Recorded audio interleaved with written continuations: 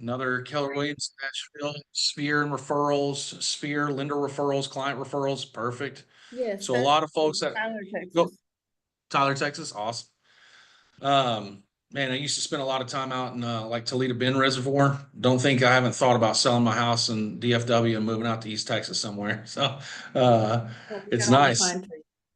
Yes, yes. I mean, in DFW, we show so many houses and there's so many oak trees in the area. And I know that oak trees look good when they're in season, but this time of year they go dormant and it's doesn't work well for pictures. It looks kind of desolate. I love evergreens and pine trees where everything looks green year round. So jealous. But so you folks work Sphere, that's great. So what we're talking about today is how to ask for the appointment. And I think that it sounds pretty self-explanatory and pretty easy. Like, why would we have a discussion about asking for the appointment?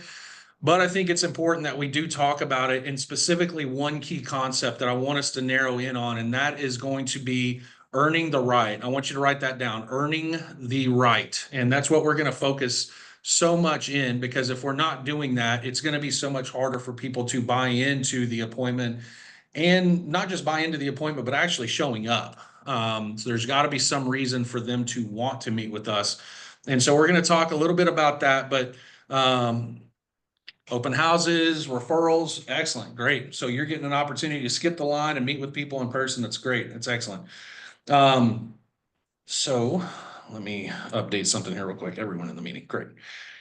So just to kind of revisit how we got to this point. So these Think Up Thursday calls, every week we're going to be talking about new things. And we decided that what we wanted to do was focus January primarily on just going back to basics and going back to the very beginning. So if you have someone in your sphere that you're actively trying to reach out to, past clients, open houses, what do those conversations look like? How do we get them started? And, how do we really acknowledge that what our intent is to get something accomplished with them? So we started off with framing.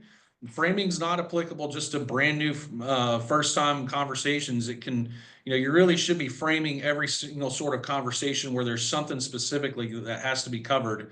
I've got some closings that have happened, and tomorrow I'm going to get keys from somebody off of a lease back. And, even for something like that, I can call the client and say, hey, I want to have a conversation about how we're going to do this. And so we can frame it. So opening and framing conversations to start, recognizing the difference between stalls and objections and how to overcome those, how to have a good quality discovery conversation, how to learn how to ask open-ended questions very well and not have a conversation shut down by a series of yes or no questions, and how to get to know somebody, what their key factors are, what's pushing them to something, what's pushing them away from something.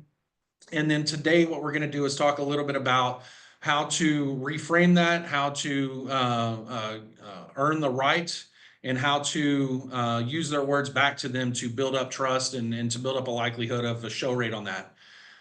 Next month, next Thursday, we're going to go into the next thing, which is the use of the virtual appointment. And we're going to talk about what we've had some success with there. But some of the content that we're going to be covering next month might have things to do with like a partner model and how to leverage that and micro team stuff. So we're going to get kind of more into some of the nuts and bolts of different structures and how you choose to do your business.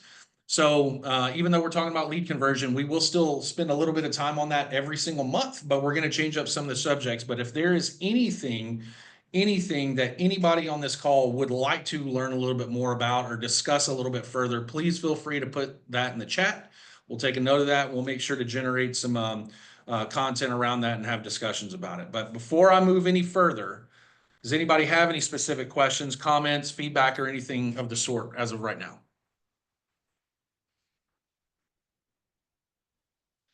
Nope. Okay. So asking for the appointment. So let's talk about that.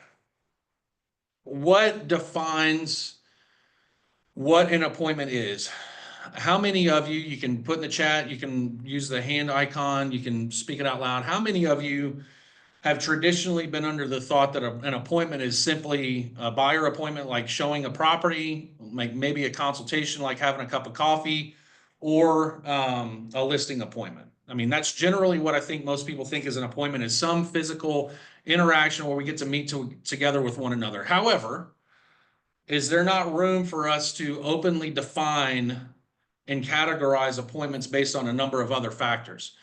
So, for example, when we talk about earning the right and we talk about what's going to lead into an appointment, we have to think about things that are going to get this person from point A to point B. And that's our job, is point A to point B. Somebody may have a slight interest, moderate interest, heavy interest, whatever it is, in doing something. They want to get here. How do we get them from point A to point B? What sort of landmarks are we going to have in there? And could we not allocate time as an appointment to address each one of those individual landmarks? And absolutely we can. So I think what we define as an appointment, we may not be giving ourselves enough credit for the things that we do, and we could probably use and benefit from spending more specific time on specific things. So I'll give you a really good example. Last year was a tough year for real estate. I know there's been some data going around online. I don't know how accurate it is. I think something had come out from NAR or from, I forget which, wasn't Opendoor. They said something to the effect that more than 70% of licensed real estate agents didn't sell one house last year. And so you think about those numbers and you think about, well, do people know how to schedule appointments? Or are they under the assumption that somebody doesn't want to work with them if the first interaction isn't them going and looking at a house? Because I think sometimes we feel like, oh my gosh, I'm just going to send you a list of homes. I want you to tell me which ones stand out, and I want to schedule some showings. And oh, by the way, I'm going to give you this thing that you have to sign in order for us to be able to go and do that. That's completely off-putting, in my opinion. I think that there are steps that we can take that constitute appointments to get us from initial interactions to that point. We're going to talk a little bit about that. So last year, interest rates were a stalling factor, particularly in the market where I'm at here in DFW. It looks like we're going to continue to deal with that. Even though we have a lot of people moving into our market, it's going to keep appreciation moving up. However, it's a hard sell for people to want to put their house on the market when they have a 2 or 3% interest rate. For buyers that don't know better, they don't know that you can negotiate concessions for temporary buy downs and things like that. So there's a lot of pause in the market. So if I were to interact with somebody that may or may not have some concerns about how to do something, and I say, hey, well, I'm going to send you some houses. Let me know what you want to go see. Let's go take a look at them, or let's go have a cup of coffee. That really hasn't earned that right. Like, what is it that is a specific concern of yours? How can I get you from point A to point B? Can we allocate time specifically to do that? So I'll give you a really good example. I don't know if any of you work on a team that you have automated messaging built into a CRM, but some of the teams that I work with have those. And some of those automated messages go out just to elicit a response, to try to generate some sort of a conversation. And some of those messages that may go out say something like, hey, I saw that you were on our site, are you browsing in the market or thinking about making a move? And if someone were to respond and say, oh, I'm just kind of browsing, I've seen examples where people have said, oh, great. Well, I work with a lot of first-time home buyers. I'd love an opportunity to get on a call with you so that we can talk to you about all the reasons why you should buy a house. Do you actually think that that person is bought into the idea of going to an appointment with you, like a virtual call or going and getting a cup of coffee? Probably not. However, if that same interaction, we said, are you on our site browsing? Or thinking about making a move, and they respond, oh, I'm just browsing, just like the last response. And we say, great, can you tell us what's got you looking? Oh, well, we're thinking about making a move. Okay, tell me more about that. Oh, my wife and I, have been thinking about making this move for a little bit. We've got 2 kids. We're tired of living in an apartment, and we're just kind of dipping our toes into things right now. Okay, well, how long has this been something you've been thinking of doing? Oh, well, we've been talking about it for a few years. We actually got close a couple of years ago and had actually put in some offers. It was just really competitive at the time, and we kept running into multiple offer situations and never got into a house. Okay, so tell me more about that. How did that make you feel? Oh, well, it discouraged us. We didn't decide we wanted to move forward, so we just ended up re-signing a lease. Okay, so then you obviously have a level of intent now. What has happened since then that makes this the right time? Well, we've got 2 kids and we don't have any room and we're tired of noisy neighbors and things like that. Okay, well, and I assume this is the first time you've gone through this? Yes. All right, well, how about this? I know that you've been through this before. I don't know how much you remember of that. However, there's an opportunity for us to educate you on that a little bit, get you re-prepared. The market's different right now, so we can certainly talk about those differences. But would you be opposed to us jumping on a call so that we can talk about that exactly and that specifically and get a game plan put in place for you to buy a house now? Oh, sure. I wouldn't mind that at all. Okay, great. Well, then let's set it up. And so, because Brent's not here, I don't want to pick on anybody and have somebody role play that may not be comfortable with it. So I'm trying to role play with myself a little bit. So, cut me some slack a little bit. But what you have to keep in mind I'll play. is that I'll play. Eric. Okay, great. Yeah, Eric, I'll help. awesome. Cool. I'll remember that. So, what I'm trying to convey here is that when we think about appointments and what we define as appointments, don't have to be the things that traditionally constitute an appointment. Not everybody is ready to go and see homes. Not everybody is ready for you to come out and have a listing appointment with them. Not everybody is ready to take time off of work, drive across town and sit and have a cup of coffee with you. They may not even like coffee. So we have to show some agility and some latitude on how we approach our business. And we have been given something as a product of COVID that people really weren't accustomed to prior to about 2020. And that was the wide acceptance of Zoom as a way to communicate effectively. Everybody's kids went to school on Zoom. People started working from Zoom. So now it's more reasonable, more likely that we could get someone to commit to spending a little bit of time with us on a virtual call to address a specific concern that they have. I went to a conference a couple of days ago with one of our local title partners to talk about the data and what we expect. And if any of you are paying attention to the news, Jerome Powell came out a day or two ago and said, we don't anticipate making any changes to the rate this year. And there's going to be a little bit of a political fight, I'm sure, over that. And I don't want to get into politics. But every bit of data that I have seen that's also come from, if any of you look into it, it's called Keeping Current Matters. I went to Tom Ferry's roadshow a month and a half ago where the CEO of Keeping Current Matters talked, and the data that they pulled seemed to suggest that interest rates weren't going to go below about 6.25 at any point this year. And if they do, that's probably going to be towards the end of the year. So if we had what a lot of people label as one of the toughest years in real estate in 35 years, some people flourished. Some people had an amazing year.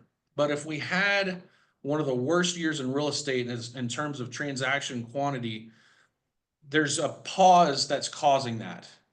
Interest rates have everybody scared. The market has everybody scared. The political administration's uncertainty behind all of that has everybody scared.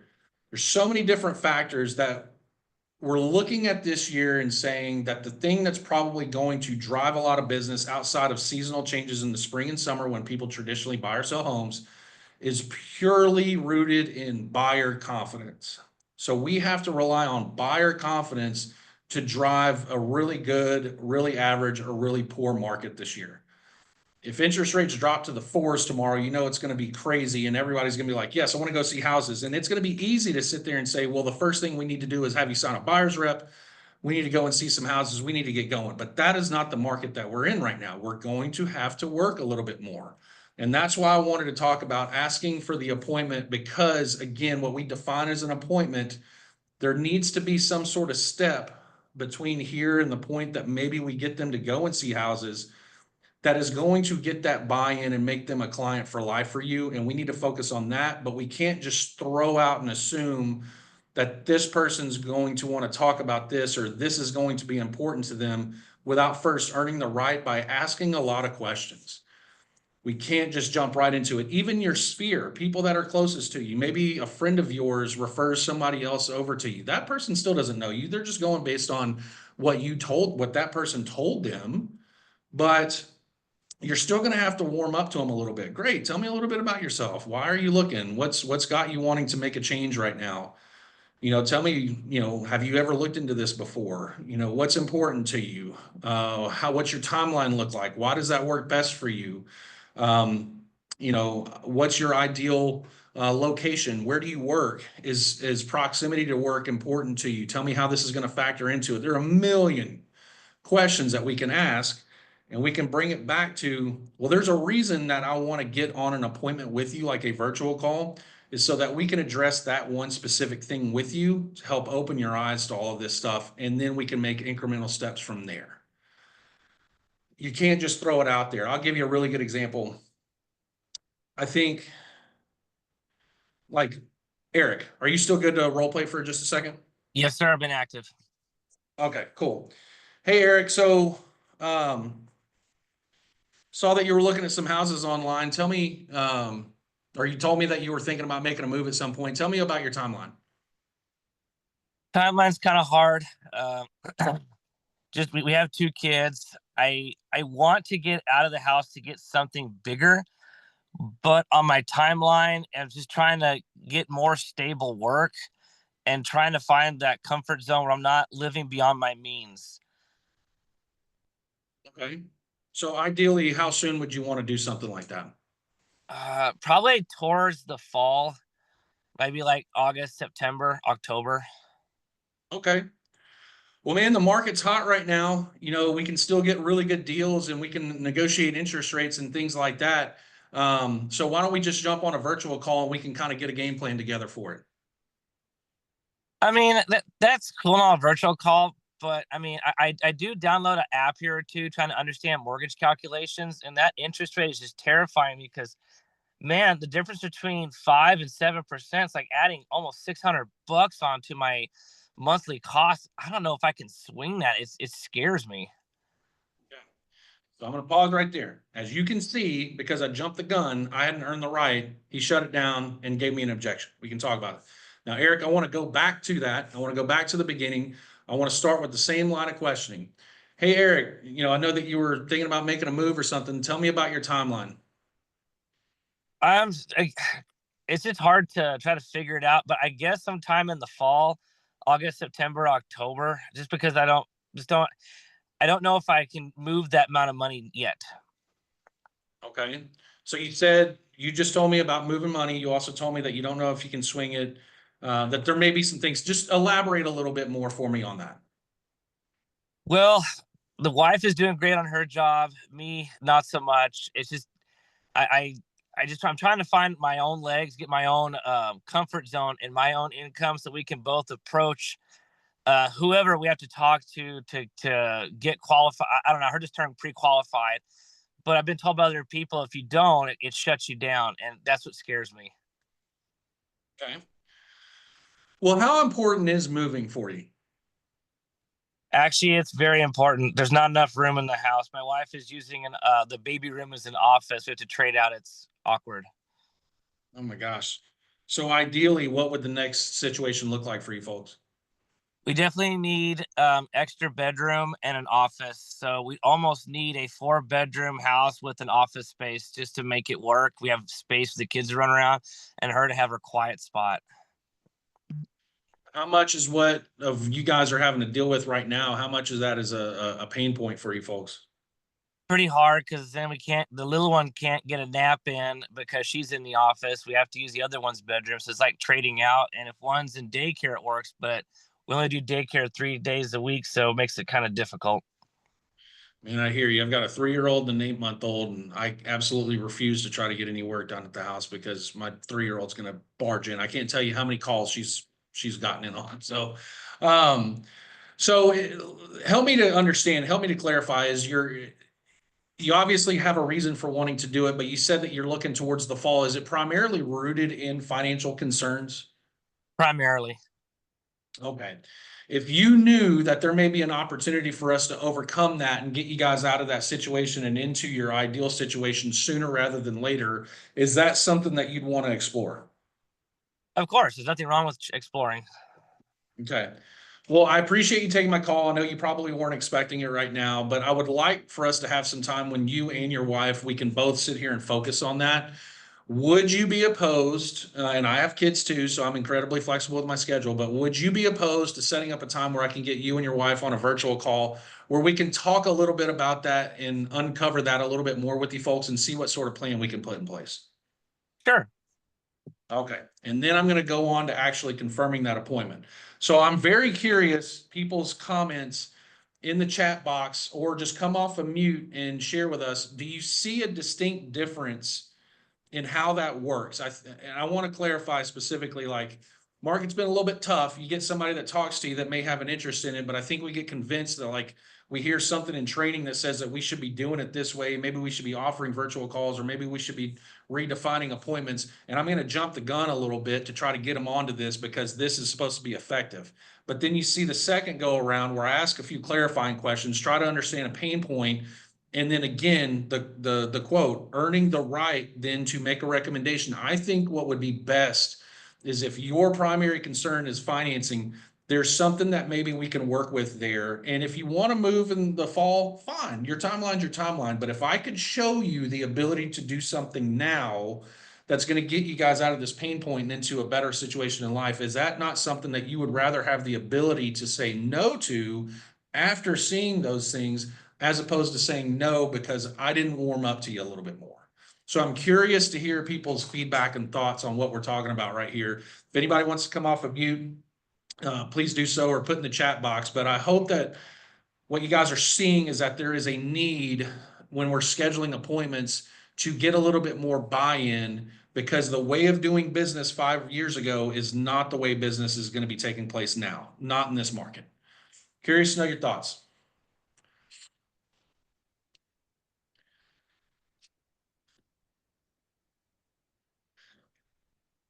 Eric, you were the one that participated. What are your thoughts? Okay. I was waiting for everybody else. I've been using your tactics in the last 100 calls I made in a couple of days. It's helped. I've had a few people that have shown interest, and you're right, some try to deflect, but when I do pursue the, okay, so may I ask what's holding you back? Or I'll use a probative analysis question of, well, like you said, tell me about this, or explain this to me. Or do you mind if I ask so I understand you better? I find that it disarms them, and the person is more apt to give me questions. Like you said, get the answers to the test before you take it. But more so, it's like a soft interrogation method. And what I learn tells me, oh, I shouldn't be pushing extra lot. And then I learn, oh, what I preconceived is what they thought they were looking at, or based off their searches, has nothing to do with their actual needs. The home searches that are on the website that I can see often have nothing to do with what they need. And that has taught me that I need to stop assuming and start listening. I love that last part. And I think that anybody that's been in real estate for long enough, that's done a handful of transactions, you feel like you kind of hear the same things over and over and over again. And then you start assuming, and that dilutes your approach and says, oh, well, this is how this is going to go. There is a competency. If any of you have ever worked in a model where you have competency-based skills, sizing people up is a competency that you're supposed to be able to hone in on by picking up on verbal and nonverbal cues to make you think. And I mean, we're getting really into the psychology of conversion, as opposed to just like, again, an easy market, if I can, where interest rates are good, everybody's got pre-approvals, everybody's wanting to buy a house. Yeah, I want to go look at a house. We're having to change and pivot what we're doing, and we're having to tap into the psychology of things a little bit more.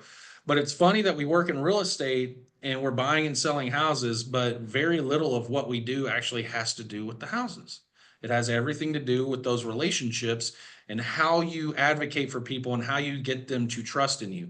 How many of you, by either a show of hands or spit it out, or comment in the chat box, have had or have clients that you feel like don't trust you? I've got 2 of them right now. And I don't know if, like, I just haven't done a good enough job of doing it, but one of them, it's clear that they're talking to everybody else. One of their best friends is a lender.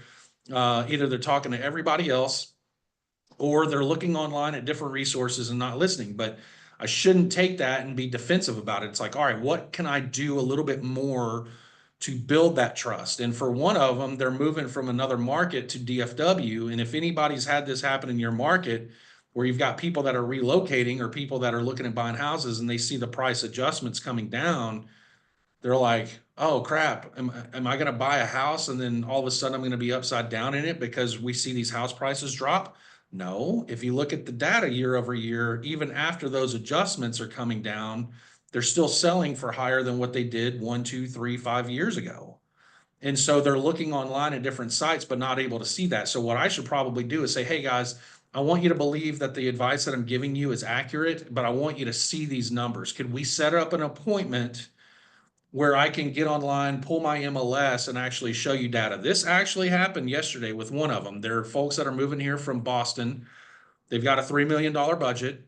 They're looking at houses that they're going to be buying potentially, and they're seeing all these price adjustments, and they're worried that they're going to buy into a market and then all of a sudden lose money. Now, as a real estate agent that works in that area, I'm sitting there telling them like, no, guys, you're not going to have to worry about that because year over year, home values have steadily increased. And they're like, well, the data that we're seeing is like these massive cuts. It's showing that the cost of houses is going down. So, well, can I show you something real quick? Just run a real quick search in the MLS, find a house in the exact neighborhood that they want to buy, and that house was listed at $4 million. It sold at 3.6. And they're like, oh my gosh, they marked the house down $400,000. They're taking a huge loss. Nope. 3 years ago, that house sold for $1.4 million. In 3 years, they more than doubled the value of that home. And yes, they had it priced at 400 and had to come back, but they profited $2.5 million in the house. So I'm building trust by like, hey, don't take my word for it. Let me actually show it to you. Can I have the opportunity to show this to you? Can I get your buy-in to an appointment so that I can show this to you so then you start trusting me a little bit more? So it's all about trust, whether you work in Sphere, whether you take a Zillow and they say, hey, I want to go see a house today. All right, great. What are you hoping to find out there outside of just seeing the house? Build value. It's a Sphere lead. You get introduced to them. A past client calls you and it's a passive referral and they say, hey, I've got somebody that may be looking at buying. Great. They still don't know you. They're going to talk to their friend. How does this person operate? They still don't know you. You still have to work with them. Hey, tell me about yourself. What's important to you? What are you looking for? What can I do to get you from point A to point B? And then you move on to the appointment. So again, curious to hear anybody's thoughts on it. I'm not seeing anything in the chat right now, which is fine, but me doing this on my own, again, I get sick of hearing myself talk. One thing I wouldn't mind to add, I just took a major side class in my appraisal business, and it was how to use MLS for charts and graphs, and I just used it for an AMC. It was so simple. You just go to summary on the top bar, go down to their charts and graphs, and you can plug it in by zip code. The reason I bring this up is I have a client that's just, I don't know, it's kind of expensive pricing. And at the bottom of the graph, you can see all the different numbers. You can see how many homes are pulled up, what the sale price is, how many finished selling, how many didn't. These are things that you could easily do. If you hit print preview, you can send it to them quick and show them graphs and data. People are more interested what's on paper. Even Fannie Mae's pushing for graphs and data in my appraisals, almost every one of them now. So if you can quick send them this stuff, you can earn their trust better with that graphs and data, because that's what everybody wants. Everybody's got that CSI mind. I want that DNA. Is it there? Well, our DNA is graphs and data. If we can show them that, I think we might be able to turn some heads or at least make you stand out. Yep. And one of the things that we'll talk about potentially next month is the use of what are called proof points. Like the proof is in the points I'm going to make to you. And they're like resources that are real quick to deploy, like data and stats and things like that. Because even though you are an expert, you're still just a real estate agent. People don't know you from somebody else. I mean, even if they're referred to you by their best friend, people's personality types are different. So how does somebody know that the things that you're telling them are accurate, or if it's just your opinion, or you're just trying to sell something, which we hear a lot. Oh, you're just trying to sell me on a house, or this agent just tried to sell us on something. Well, no, let me actually show you the data. And having that data quickly accessible and current and applicable and relative is a good thing to help drive your point home. It's like being a lawyer and you're trying to make a point, but then you can actually show evidence. So proof points are something that we'll talk about as well. How do you leverage your local resources like your MLS or your local title companies for some of that data, because there's so much available that you can get that can help you out in your business for sure. So I want to reach out. I want to talk a little bit about some anecdotal evidence that's going to kind of drive this point home. So I'm going to give you three. One of them is that couple that's moving here from Boston. The Northeast, their process for building new homes is different than it is here. Here in the South, we lay foundation and plumbing, and then we frame from the ground up and build the house. There, they do modular, where they bring pieces in and kind of assemble it. And they don't know anything about the area. They've never been to North Texas at all. They're moving here for work. And schools aren't important to them because they're homeschooling. But again, don't know anything about the area, no clue, trying to get familiar with things. The things that are important to them are, gated or guarded communities, a certain style of home, and proximity from work. And I have another client that's here from Los Angeles that's going to be buying here. Same thing. They've never spent any time here whatsoever. They want to do a little bit of research on it. And both of those folks came in and right at about the same time. And this is back in, I believe, October that I first started talking with them. And the first thing that both of them said was, am I going to have to sign something to work with you? And we all know what happened with NAR and the new expectations, but I think that when we think about appointments as well, I think people are still a little bit unsure about what sort of instances when a representation or a touring agreement is actually necessary. Having a conversation that could be constituted as an appointment is not one of those scenarios where a representation agreement is necessary. It's only if you're going to go and show a house. Keep that in mind. I could take you far along in the process, not ever show you a house, and until I do, then I get a buyer's representation agreement with you. I think it's smart to cover that, and we're going to talk in next week about virtual consultations and how you guys are going to exponentially be able to get more buyers reps by doing those things and being able to share screens and explaining what the buyer's rep is, as opposed to just emailing them something and telling them to sign it.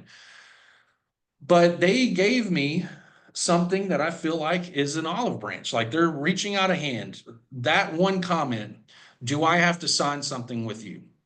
Tells me everything that I need to know about all of the interactions that you've had with an agent to this point. I don't even need to bring it up. Again, sizing people up.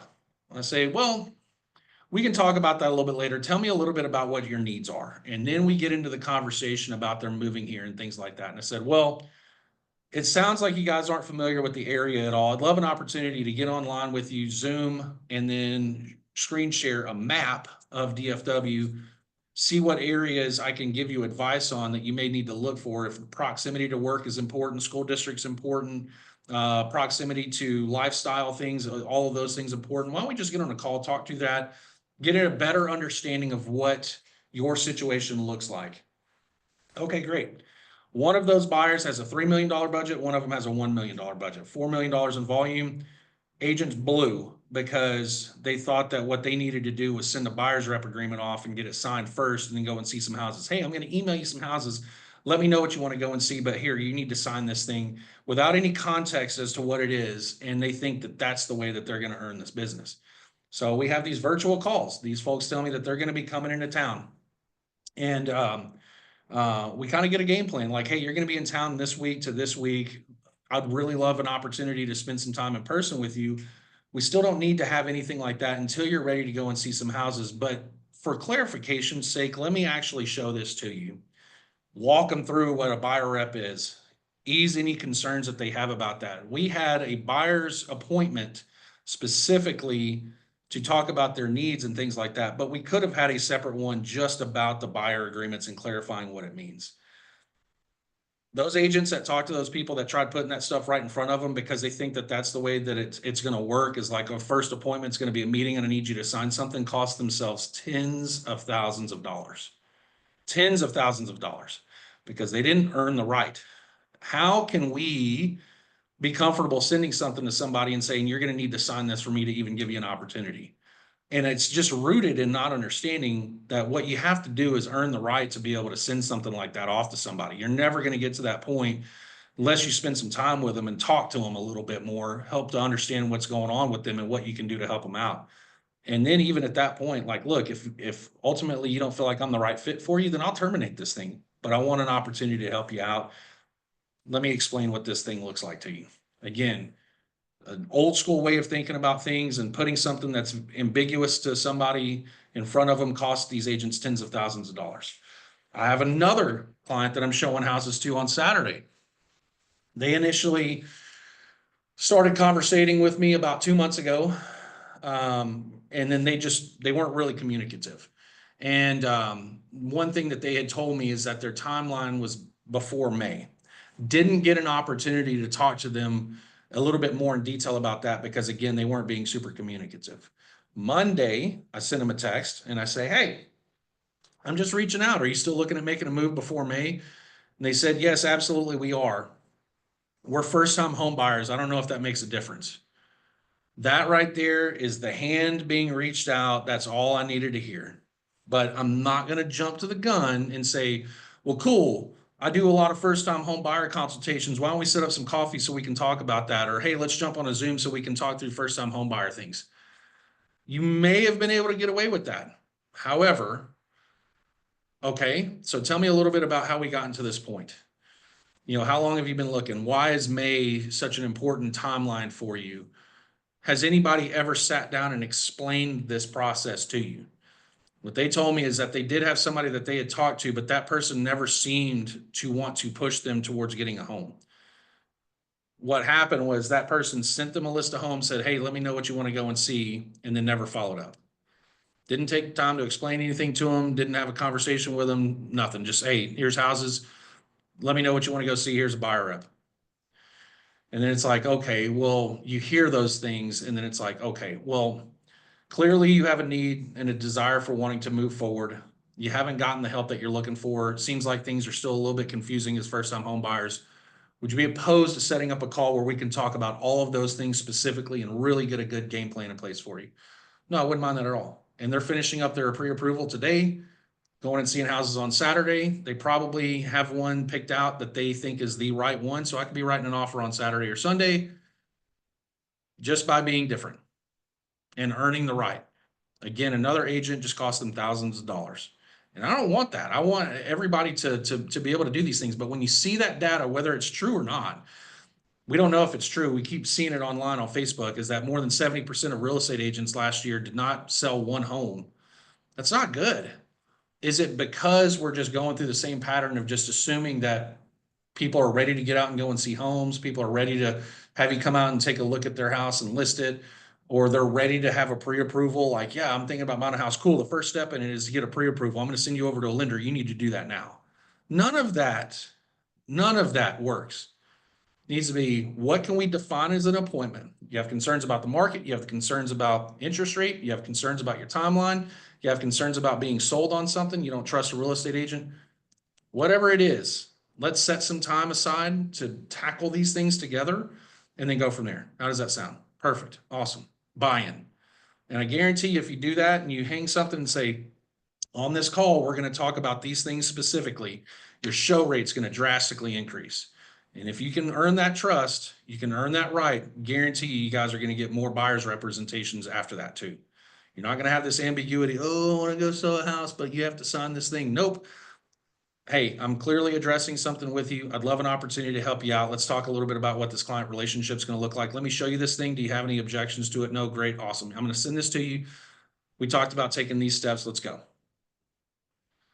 And some people really do want you to be assertive like that with them, as opposed to tiptoeing around certain things. But again, whether you're an assertive, aggressive person or someone who's very reserved, there's a way to say, based on what you're telling me, what's important to you are these things. Let's focus on these things. Let's set an appointment to address them, and then let's go from there. That's a lot, but it's a very simple concept. I hope that I have not rotted your brains out today. Hopefully that you all have gotten something out of this. But I want to open up a dialogue. I've thrown it out a couple of times. I'd love to hear everybody's feedback, whether you want to put it in the chat or come off of mute. I'd like to hear if at least something that we said kind of opened up a line of thought for you. And I'm not going to pick on anybody. I'm not going to be like that.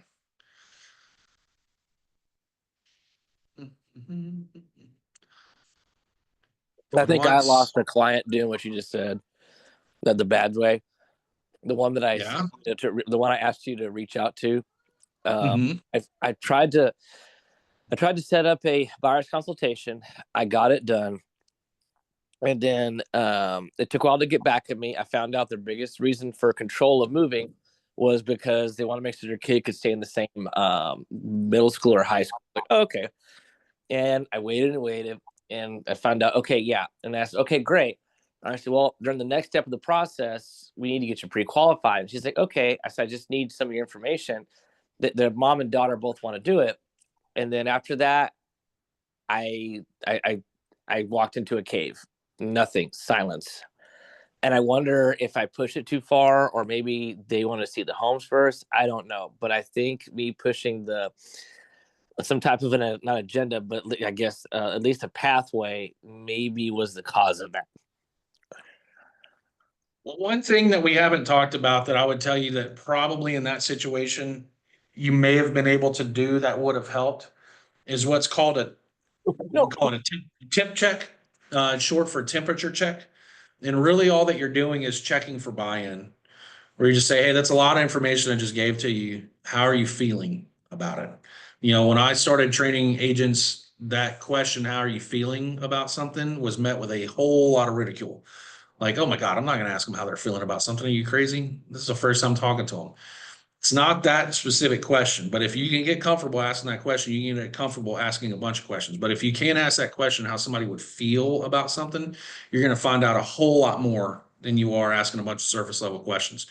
But again, when you temp check, it allows you to clarify things that maybe aren't really clear, or gain their input on how serious they feel like they are. So maybe giving somebody some options to say, well, look, hey, I appreciate your time. Thank you so much. I really love an opportunity to work for you and partner with you through this process.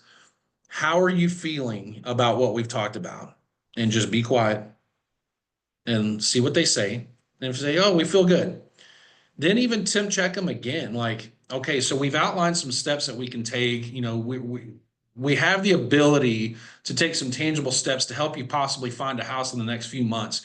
Tell me on a scale of 1 to 10, one being very unsure versus 10 absolutely sure, where do you feel like you fall on that spectrum? Oh, well, I feel like I'm a 5. Okay, tell me why you feel like you're a 5 and not a 7 or an 8. Oh, well, you said that like if I talk to a lender, I could do that and try to get an approval. But what if I have concerns about my credit score? Then you lead into another conversation. Well, what are your concerns? Oh, well, I think I've got a low score. Well, what do you know about where your score is right now? Oh, it's this and that. Okay. Well, the best way to find out an answer is to talk to somebody that specifically does this. And if you talk to them and it doesn't work out, then at least you know that it's not going to work out. But wouldn't you rather have the knowledge to know that you could do something as opposed to not doing it? And then months down the road thinking, God, I wish that I would listen to that person. Well, yeah, I'd like to find out. Okay, great. So if you knew that I could just at least get you over to somebody that would have a conversation with you and tell you some of the expectations for what an approval may look like, would that get you from a 5 to a 7 or a 5 to an 8? Well, yeah. Okay, then great. Let's do it. And so there are ways, again, to temp check and have a conversation based on the feedback that they're giving you. If you have a good conversation with somebody and they're still hesitant, don't be afraid to ask that question. Well, what are your concerns?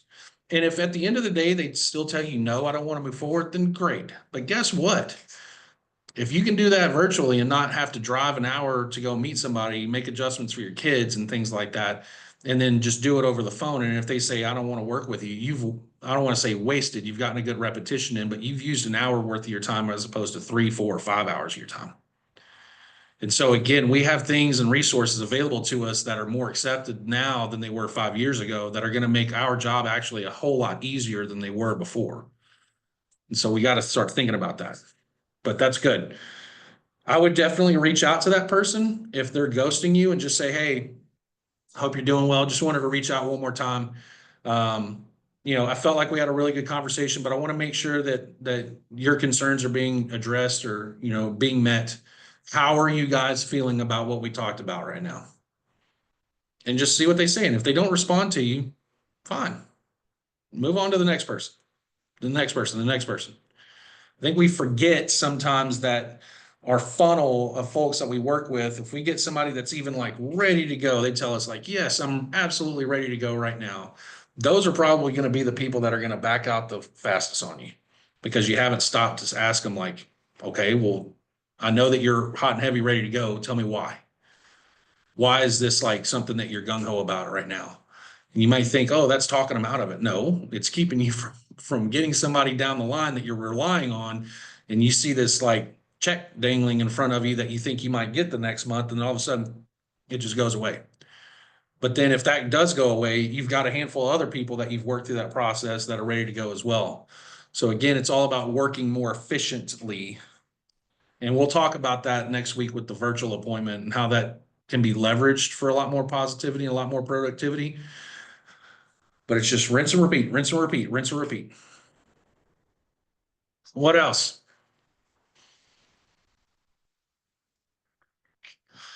Well, guys, I really hope that you all got something out of this. And for those of you that have been on these calls since the beginning of January, we've kind of worked through initial lead conversion. There's so much more to converting and earning more clients and transacting more and taking your business to the next level. There's so many things to talk about. And we've got 52 weeks in the year, roughly 50 with holidays, taking time off and things like that. We want to keep the content fresh and applicable to what's going on. So again, next month, expect that next week we're going to talk a little bit about the buyer's consultation.